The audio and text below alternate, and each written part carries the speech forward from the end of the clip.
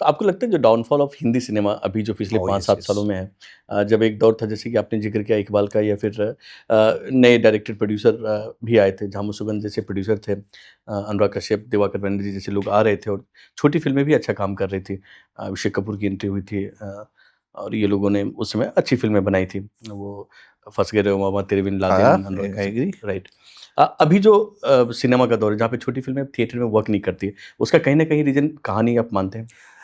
देखो 2-3 फैक्टर्स एक साथ हो गए। हुँ, कोविड आ गया, जी, कोविड के बाद सिनेमा में जाने का वो क्या बोलते हैं चलन थोड़ा थिएटर कम में हो जाने का गया। चलन हो गया।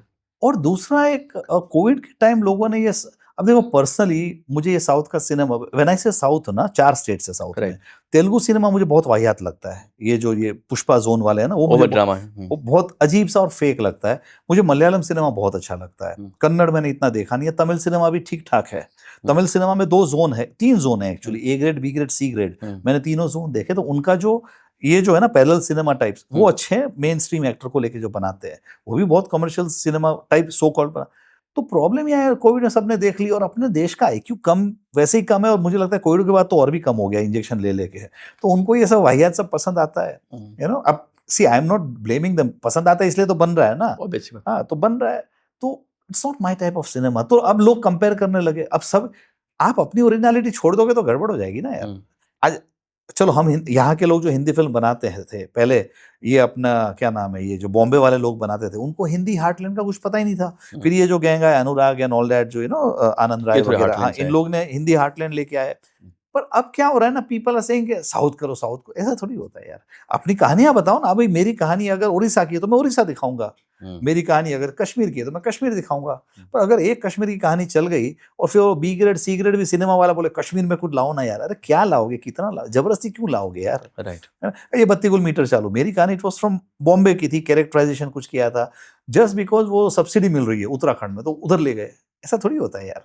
राइट। ये स्टूपिड मतलब तो हिंदी सिनेमा और सबसे बड़ा रीजन आई वाज डाइग्रेसिंग के ओरिजिनल करने की हिम्मत नहीं है। हुँ, आज भी अभी तो थोड़ा कम हुआ है लेकिन आज भी अगर हम किसी को ओरिजिनल डायलॉग या ओरिजिनल सीन सुनाता हूँ ना एक्सेप्ट नहीं नहीं करते। नहीं उनको समझ में नहीं आया बोले कौन सी पिक्चर में देखा था थोड़ा बताओ ना हमको रेफरेंस दीजिए ना। हाँ, उनको वो क्रिएटिविटी को अपना इमेजिनेशन यूज करना चाहिए ना। राइट, तो लाइक आई सेड ना 80% लोग क्रिएटिव नहीं है और हम जैसों की क्रिएटिविटी की दलाली खाते हैं। यही है। सेट प्रोजेक्ट बनाते हैं सेटअप बनाते हैं प्रपोजल बनाते हैं। हुँ, कहानी क्या है उस पे तो जोर दो यार। हुँ, आप कितना देखो कितना भी अच्छा बड़ा एक्टर हो हुँ, कहानी कितनी बुरी होगी तो नहीं चलेगी भाई।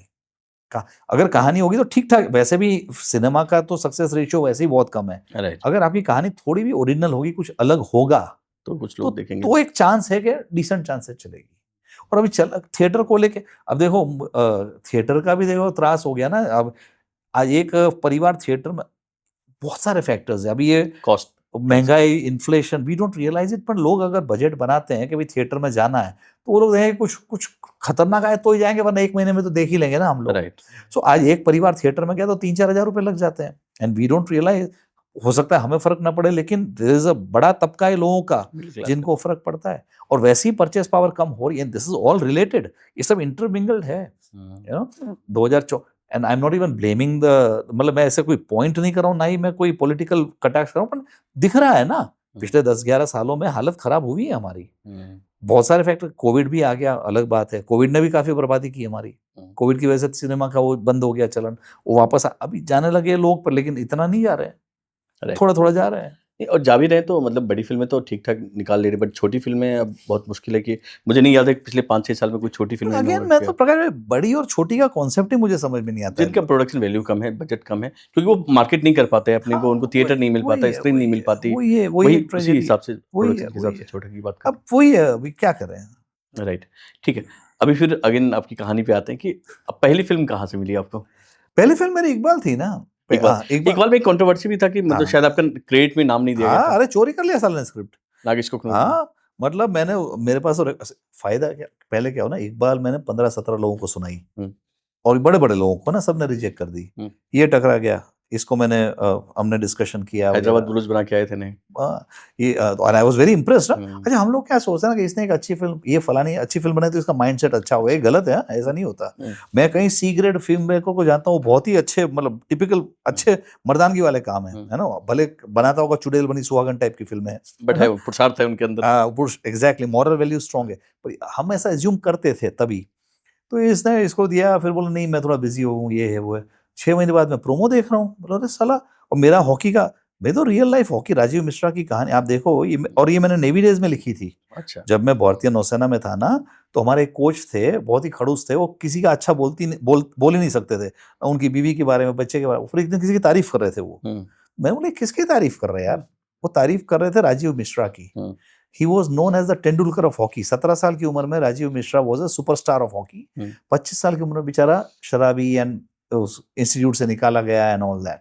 वाराणसी स्टेशन पे टिकट कलेक्टर थे, अभी 1-2 साल पहले गुजर गए। तो मैंने उनकी कहानी से इंस्पायर होकर बनाई थी ये कहानी। नाम भी रखा था आपने सेम इकबाल? नहीं, मेरा तो कैरेक्टर पंडित था, तो इन लोग, और हॉकी थी, अच्छा, इन लोग ने उसको रिवर्स क्रिकेट कर लिया, उसको मुसलमान बना दिया, और क्रिकेट कर दिया। और क्रिकेट कर दिया, है ना, हॉकी का क्रिकेट किया है, पंडित को मुसलमान बना दिया, और यूपी की जगह उधर ले गए कहीं तो भी, है ना। लेकिन फायदा क्या हुआ, मतलब फायदा इन द सेंस मेरा एडवांटेज क्या था, सबने सुनी थी ना कहानी इंडस्ट्री।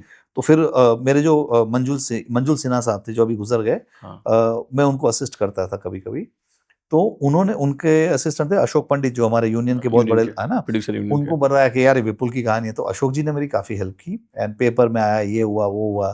फिर मैं तो नौकरी करता था विप्रो में तब, तो रात को 9 बजे जब ब्रेक होता था, मैं मेरी वाइफ को फ़ोन करता था, उधर लैंडलाइन होते थे, और उनके घर पे मैंने फ़ोन किया, मेरे घर पे, बोला कोई आके 3 लाख रुपए दे के गया है। मैंने कहा रख लो, और किया। फिर किसी ने, मंजुल जी को मैसेज आया कि भाई बहुत हो गया, प्लीज़ इनको बोलो हल्ला ना करे, हम कोशिश कर। तो मंजुल जी बोले भाई तेरे को जितने अखबार में आ गया था, टीवी पे आ गया था, इसकी भी काफ़ी बदनामी हुई। लोग तो जान गए थे कि आपकी कहानी है, तो हाँ, सबसे तो बड़ी बात वो थी तो क्रेडिट। मंजुल जी बोला कि भाई देख, राइटर को नाम आके आने के बाद भी इतना पब्लिसिटी नहीं मिलता जितना तेरे को न देने से मिला है, रख ले, ऐश कर, सबको पता है इंडस्ट्री में तूने लिखी है, that is what matters. Right. तो अब देखो ऐसे गलत लोगों का पैकअप हो गया ना, कहाँ है आज, कहाँ है वो लोग, हम इधर ही है ना, राइट। तो ऐसा ही होता है। बट बुरा लगता है कि जब आप इतनी मेहनत से, इतनी इतनी मुश्किल से आपने सब कुछ छोड़ा और राइटिंग में आते हैं और पहली कहानी कहीं चोरी हो जाए, एग्जैक्टली। तो एक हिम्मत तो नहीं, टूटती और है। ये तो चलो हम तो लड़ गए, है ना, हाँ। कि हमसे तो पंगा नहीं ले सकता। ऐसे कितनी कहानियां चोरी ऐसे हो रही हैं। कितनों क्या लिया होगा यार, राइट। कितनों का लिया होगा। हमने तो छोड़ा नहीं, हमने तो मतलब बैंड बजा दी, पर बेचारे जो जिनका जो रिसोर्सेज फाइट नहीं नहीं कर है, सकते। एग्जैक्टली, वो क्या करेंगे यार। आज कोर्ट में एक हियरिंग का इतना वो होता है ना, पैसे लग जाते हैं। लीगल चार्जेस, ये वो, तो क्या कर सकते हैं यार। True. तो ये गलत है, क्या कर सकते हैं।